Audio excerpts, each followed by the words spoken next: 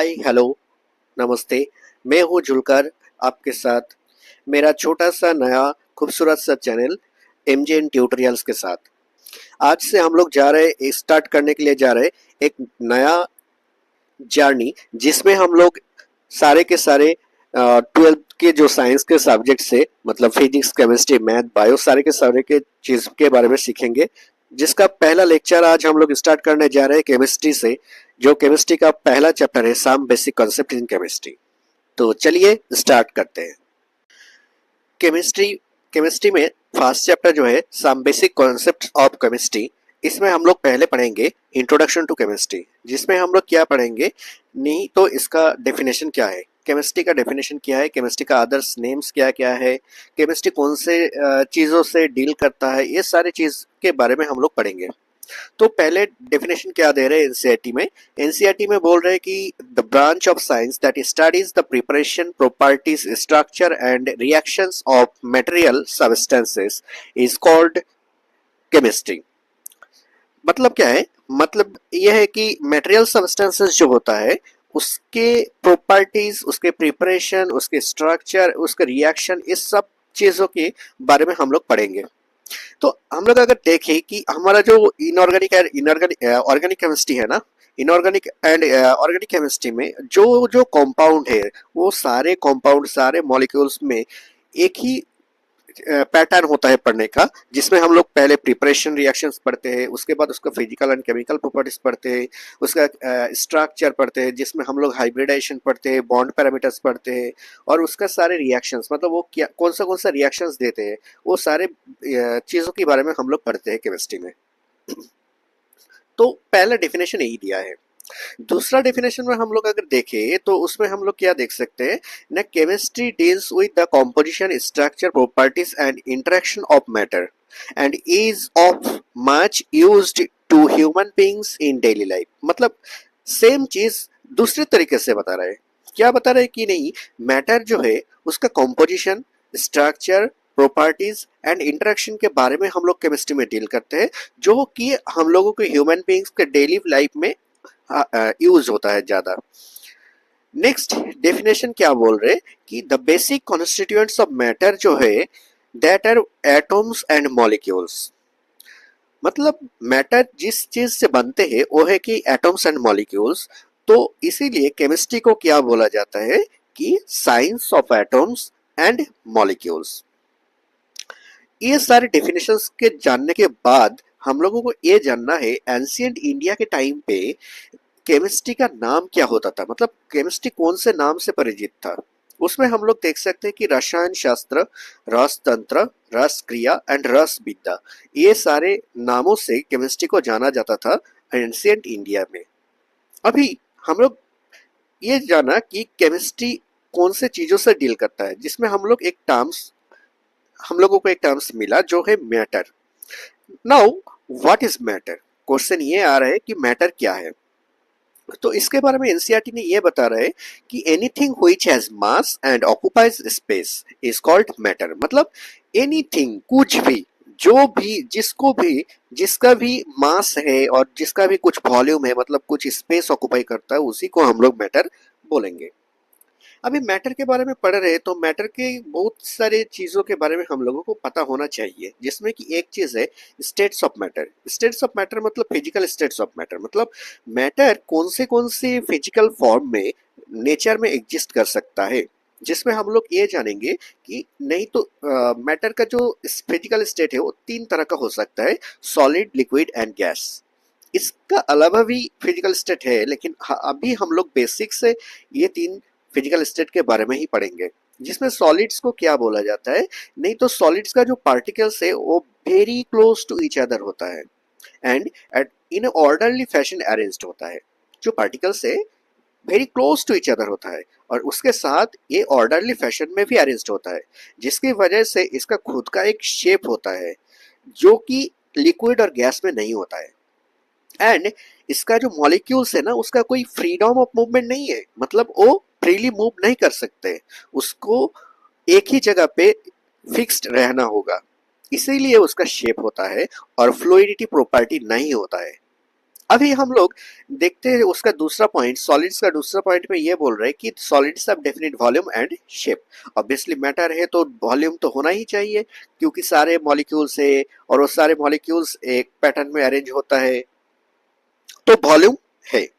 उसके साथ साथ वो जो अरेंजमेंट होता है पार्टिकल्स का, वो ऑर्डरली फैशन में होता है, इसीलिए हम लोग ये जानते हैं कि इसका शेप भी है।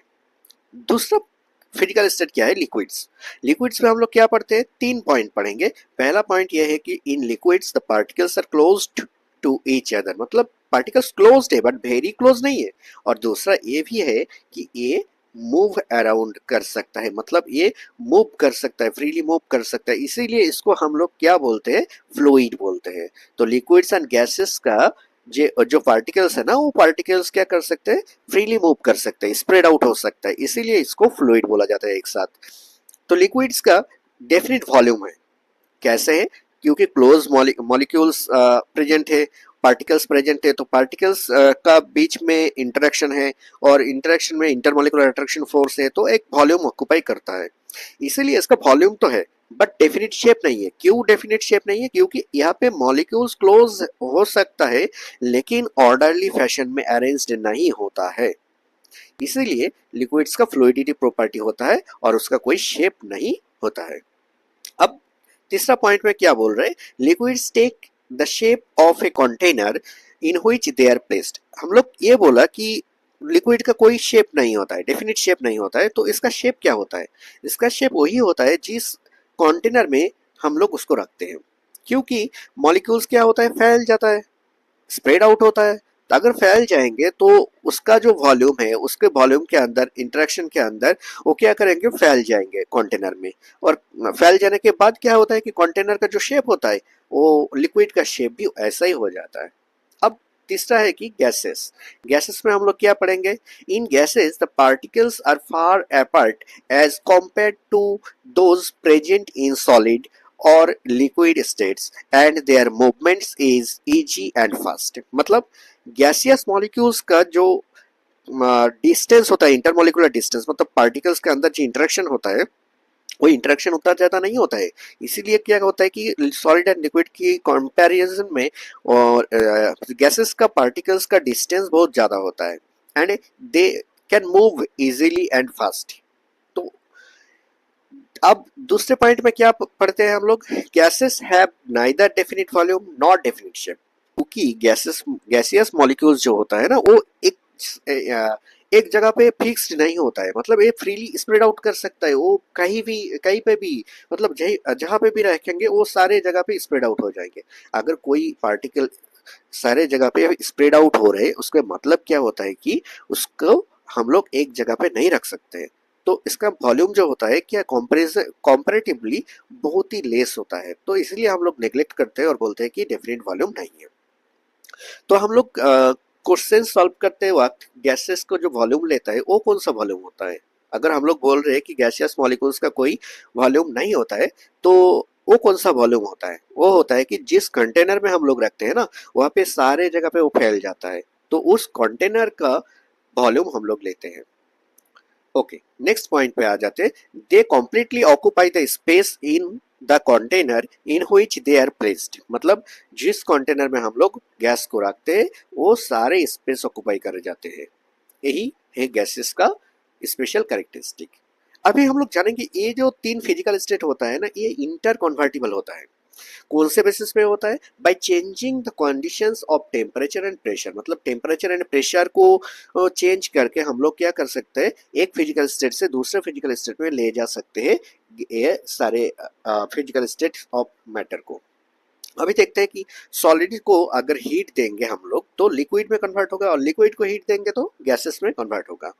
ऐसे ही गैस से अगर हीट को निकाल लिया जाए या फिर कूल किया जाए तो लिक्विड हो सकता है, और लिक्विड से अगर हीट को निकाल दिया जाए या फिर कूल किया जाए तो सॉलिड में कन्वर्ट हो सकता है। तो पास में हम लोग देख पा रहे हैं कि सॉलिड मॉलिक्यूल्स, सॉलिड का, लिक्विड का एंड गैसेस का जो डायग्राम एनसीईआरटी ने दिया हुआ है, उसमें क्या है कि पार्टिकल्स का जो अरेंजमेंट है वो दिया गया है। हम लोग देख सकते हैं कि सॉलिड का जो पार्टिकल्स है वो ऑर्डरली फैशन है, मतलब देखो एक ही अरेंजमेंट है, सारे के सारे पार्टिकल्स प्रेजेंट है और वो very close to each other, मतलब बहुत पास पास में है। बट लिक्विड के केस में भी पास पास है, लेकिन वो कोई ऑर्डरली फैशन में नहीं है, रैंडमली अरेंज्ड है। एंड गैसेस में देखो फर्दर मोर फारली प्रेजेंट है, मतलब दूर दूर में प्रेजेंट है मॉलिक्यूल्स और पार्टिकल्स। तो ये है सॉलिड लिक्विड एंड गैसेस के बारे में स्टडी। अभी हम लोग पढ़ेंगे क्लासिफिकेशन ऑफ मैटर, जिसमें हम लोग देखेंगे कि मैक्रोस्कोपिक और बाल्क लेवल पर मैटर को हम लोग दो पार्ट में डिवाइड कर सकते हैं। एक है मिक्सचर और दूसरा है प्योर सब्सटेंस। प्योर सब्सटेंस मतलब जहाँ पे क्या है कि एक ही तरह का एलिमेंट होगा, एक ही तरह का एटॉम होगा, कोई दूसरा तरह की एटॉम नहीं होगा। मतलब प्योर सब्सटेंस को मिला के हम लोग मिक्सचर बना सकते हैं। जो मिक्सचर है ना, वो मोर देन टू और more than two pure substance मिला के क्या करते हैं, हम लोग मिक्सचर बनाते हैं। तो इसीलिए मिक्सचर का डेफिनेशन पहले हम लोग देखते हैं। A mixture contains particles of two और more pure substances which may be present in it in any ratio. मतलब कोई भी एक रेशियो में अगर हम लोग दोनों दो प्योर सब्सटेंस को मिला दे तो एक मिक्सचर बन सकता है। अब जो प्योर सब्सटेंस मिला के हम लोग मिक्सचर बना रहे, तो उसी प्योर सब्सटेंस को हम लोग क्या बोलेंगे, कंपोनेंट्स ऑफ द मिक्सचर। और ये जो कंपोनेंट्स होता है, इसको हम लोग फिजिकल मेथड से, डिफरेंट फिजिकल मेथड से इन लोगों को सेपरेट कर सकते हैं। और वो जो फिजिकल मेथड्स के बारे में हम लोग बोल रहे हैं ना, वो क्या कौन सा होता है, नहीं तो ये होता है प्रेसिपिटेशन, डिस्टिलेशन, मैग्नेटाइजेशन। ये सारे मेथड से हम लोग क्या कर सकते हैं कि कंपोनेंट्स ऑफ मिक्सचर को सेपरेट कर सकता है। और भी कई तरीका है, लेकिन कुछ इनमें से कुछ एग्जाम्पल हमने दिया। अभी देखो एग्जाम्पल ऑफ मिक्सचर्स के बारे में हम लोग पढ़ेंगे। एनसीईआरटी में जो एग्जाम्पल्स दिया हुआ है वहाँ पे 3 एग्जाम्पल्स है। शुगर सोल्यूशन इन वाटर, मतलब पानी के अंदर शक्कर मिला दिया जाए। दूसरा है कि एयर, मतलब डिफरेंट गैसेस मिला के जो एयर बनता है। और तीसरा है कि टी, जिसमें हम लोग पानी, चाय पत्ती, शक्कर मिला के टी को बनाते हैं। तो ये भी एक मिक्सचर ही हुआ। अभी हम लोग पढ़ेंगे जो मिक्सचर है वो भी दो तरह का हो सकता है। एक होता है कि होमोजेनस मिक्सचर और दूसरा होता है हेटेरोजेनस मिक्सचर। होमोजेनस मिक्सचर में क्या होता है कि द कंपोनेंट्स जो होता है ना, वो कम्प्लीटली मिक्स हो जाता है, एक दूसरे के साथ कम्प्लीटली मिक्स हो जाता है। एंड इसीलिए क्या होता है कि उसी सॉल्यूशन का या फिर उसी मिक्सचर का कहीं से भी एक पार्ट उठा लो, उसमें जो कंपोनेंट्स है सारे कंपोनेंट्स तुम्हें मिलेगा और सारे के सारे कंपोनेंट्स यूनिफॉर्मली डिस्ट्रीब्यूटेड मिलेगा, मतलब सेम रेशियो में मिलेगा। तो इसीलिए इसको होमोजेनस मिक्सचर बोला जाता है। इसका एग्जांपल क्या होता है, इसका एग्जांपल होता है शुगर सॉल्यूशन एंड एयर। अभी दूसरे मिक्सचर के बारे में हम लोग पढ़ेंगे जो है कि हेटेरोजेनस मिक्सचर। हेटेरोजेनस मिक्सचर में हम लोग क्या पढ़ेंगे कि नहीं, ये जो कंपोनेंट्स होता है ना इसका अंदर, वो कंपोनेंट्स सारे के सारे जगह पे यूनिफॉर्मली डिस्ट्रीब्यूट नहीं होता है। मतलब क्या है कि कहीं पे एक कंपोनेंट होगा तो दूसरा नहीं होगा, कहीं पे अगर दोनों है तो क्या है कि डिफरेंट डिफरेंट रेशियो में होगा। इसीलिए इसको हेटेरोजेनस मिक्सचर बोला जाता है। एग्जाम्पल क्या है, एग्जाम्पल होता है कि देखो mixtures of salt and sugar, मतलब शक्कर और नमक का मिक्सचर जो होता है वो होता है कि हेटेरोजेनस मिक्सचर। और दूसरा है कि grains and pulses along with the some drift. Drift मतलब होता है कि वो मिट्टी का जो टुकड़ा होता है ना, वो अगर ग्रेन्स के साथ या फिर पल्सेस के साथ मिला हुआ होता है ना, तो उसी को हम लोग इस एग्जांपल के हिसाब से देख सकते हैं इसमें हेटेरोजेनस मिक्सचर में। ओके, पास में देखो एनसीईआरटी का एक चार्ट दिया हुआ है जिसमें मैटर का क्लासिफिकेशन के बारे में बता रहे हैं।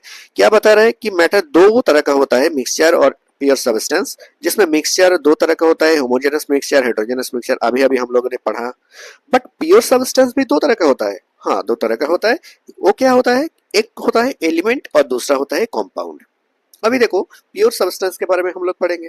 प्योर सब्सटेंस का डेफिनेशन पहले देखो क्या बोल रहा है कि when all constituent particles of a substance are same in chemical nature is said to be pure substance। मतलब प्योर सब्सटेंस जो होता है ना, उसका जो पार्टिकल्स होता है, कॉन्स्टिट्यूएंट पार्टिकल्स, उस सब का केमिकल नेचर सेम ही होता है। तो अभी उसको हम लोग क्या बोलेंगे, प्योर सब्सटेंस बोलेंगे।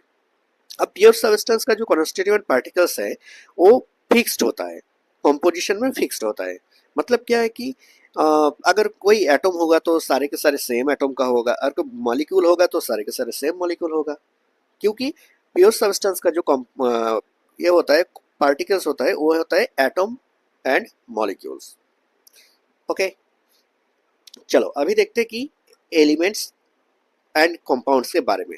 एलिमेंट्स एंड कंपाउंड्स क्या है? प्योर सब्सटेंस जो है ना, वो दो तरह का हो सकता है। एक होता है एलिमेंट्स एंड दूसरा होता है कंपाउंड्स।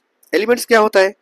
बोल रहे कि the particles of an element consist of only one type of atom. मतलब एक ही तरह का एटम से अगर कोई प्योर सब्सटेंस बनता है तो उसको हम लोग क्या बोलेंगे? एलिमेंट बोलेंगे। ओके, तो इसमें पार्टिकल क्या होता है? पार्टिकल एटम होगा या फिर मॉलिक्यूल होगा। क्योंकि हम लोग सोडियम, कॉपर, सिल्वर इसको अगर देखेंगे, ये सारे क्या है कि एटम से ही बनते हैं। मतलब एक एटम एक मॉलिक्यूल बनाता है और वही मॉलिक्यूल क्या होता है कि प्योर सब्सटेंस को अर्थात मेन मतलब एलिमेंट को बनाते हैं। वहीं पे अगर ऑक्सीजन, हाइड्रोजन या फिर नाइट्रोजन के देखें तो उसमें क्या होता है कि दो दो एटम से एक मॉलिक्यूल बनता है और मॉलिक्यूल को लेके हम लोग क्या बनाते हैं? एलिमेंट बनाते हैं। तो मतलब क्या होता है कि एटम एंड मॉलिक्यूल दो तरह का पार्टिकल हो सकता है जिससे एलिमेंट बन सकता है, और दोनों तरह का एग्जाम्पल भी एनसीईआरटी ने दिया हुआ है। पास में हम लोग डायग्राम भी देख पा रहे हैं। हाइड्रोजन है, ऑक्सीजन है, नाइट्रोजन है, कॉपर है, सोडियम है, ये सारे एटम है। और एटम से अभी देखो मिला के हाइड्रोजन से हाइड्रोजन, ऑक्सीजन से ऑक्सीजन मिलाकर क्या हो रहा है? दो या फिर उससे ज्यादा डिफरेंट एलिमेंट अगर कॉम्बाइंड हो रहा है एक दूसरे के साथ डेफिनेट रेशियो में, तो एक मॉलिक्यूल बनता है। ठीक है ना? और वही मॉलिक्यूल क्या बनाते हैं? कंपाउंड बनाते हैं। अब constituent particles of the compound is always a molecule. मतलब कंपाउंड का जो कॉन्स्टिट्यूएंट पार्टिकल है वो कोई एटम नहीं हो सकता, वो मॉलिक्यूल होगा। मॉलिक्यूल से ही कंपाउंड बनते हैं। अभी हम लोग बोल रहे हैं कि दो या फिर उससे ज्यादा एलिमेंट मिला के हम लोग कंपाउंड बना रहे हैं। तो क्या ये कॉन्स्टिट्यूएंट जो एलिमेंट्स से कॉम्पोजिशन जो है उसको अलग कर सकते हैं फिजिकल मेथड से? नहीं, फिजिकल मेथड से नहीं कर सकते। मिक्सचर में हम लोग फिजिकल मेथड से अलग कर सकते हैं, लेकिन अगर किसी कंपाउंड से उसका कॉम्पोजिशंस को अलग करना है, सेपरेट करना है, तो हमें केमिकल मेथड को अपनाना होगा। और वो केमिकल मेथड कौन सा होता है? केमिकल मेथड हो सकता है इलेक्ट्रोलाइसिस, हो सकता है डिकम्पोजिशन, डिफरेंट तरीका हो सकता है। यहाँ पे एग्जाम्पल दिया हुआ है कंपाउंड्स के बारे में। एग्जाम्पल क्या क्या है? Water, ammonia, carbon dioxide, sugar etcetera. अभी देखो कंपाउंड्स का दो स्पेशल कैरेक्टरिस्टिक दिया हुआ है एनसीईआरटी में। एक है कि the atoms of different elements are present in a compound in a fixed and definite ratio. मतलब क्या है कि एक कंपाउंड में जो कंपोजिशन होता है ना, वो फिक्स्ड कंपोनेंट से ही बनता है, फिक्स्ड एलिमेंट से ही बनता है। मतलब हाइड्रोजन और ऑक्सीजन मिला के सिर्फ वाटर मिल सकता है। और फिर दूसरे तरीके से ये बोले तो वाटर बनाने के लिए फिर सिर्फ हाइड्रोजन एंड ऑक्सीजन ही जरूरत है। अगर नाइट्रोजन और ऑक्सीजन मिला दे तो वाटर नहीं हो सकता। तो कहीं से भी तुम वाटर ले लो, उसमें हाइड्रोजन एंड ऑक्सीजन ही होगा। और फिर हाइड्रोजन और ऑक्सीजन कहीं कुछ भी रेशियो में नहीं होगा, वो एक फिक्स्ड रेशियो में होगा, डेफिनेट रेशियो में होगा। और वो रेशियो, मास रेशियो क्या होता है? 1:8 होता है हाइड्रोजन एंड ऑक्सीजन का। और अगर हाइड्रोजन और ऑक्सीजन को 1:8 रेशियो में मिला दिया हमने, तो फिर वाटर ही बनेगा, कोई दूसरा कंपाउंड नहीं बनेगा। यही बोला जा रहा है यहाँ पे।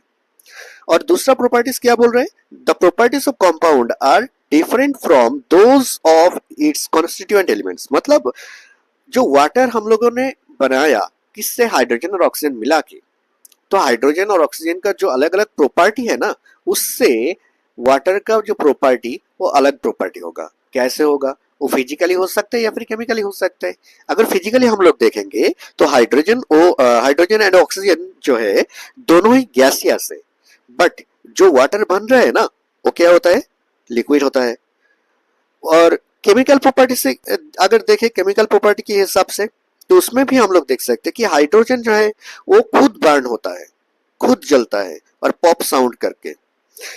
ऑक्सीजन क्या होता है कि सपोर्टर ऑफ कंबशन। कंबशन मतलब वो जलने के लिए हेल्प करता है, खुद नहीं जलता, जलने के लिए हेल्प करता है, लेकिन हाइड्रोजन और ऑक्सीजन मिला के जो वाटर बनते हैं ना, उससे हम लोग देख पा रहे कि वाटर एक फायर एक्सटिंग्विशर है, मतलब वो आग बुझाने के लिए जरूरत होता है। तो यही है आज के डिस्कशन, जिसमें हम लोग मैटर के बारे में पढ़ा, केमिस्ट्री के बारे में पढ़ा, मैटर की क्लासिफिकेशन, फिजिकल स्टेट के बारे में पढ़ा। क्लासिफिकेशन में हम लोग मिक्सचर और प्योर सब्सटेंस के बारे में पढ़ा, मिक्सचर में हम लोग होमोजेनस एंड हेटेरोजेनस मिक्सचर के बारे में पढ़ा, एंड प्योर सब्सटेंस में हम लोग एलिमेंट एंड कंपाउंड के बारे में पढ़ा। तो आज इन पे हम लोग खत्म कर रहे हैं लेक्चर, मिलेंगे नेक्स्ट लेक्चर पे। Thank you. अगर लेक्चर अच्छा लगे तो लाइक एंड शेयर कर देना एंड सब्सक्राइब कर देना। Thank you.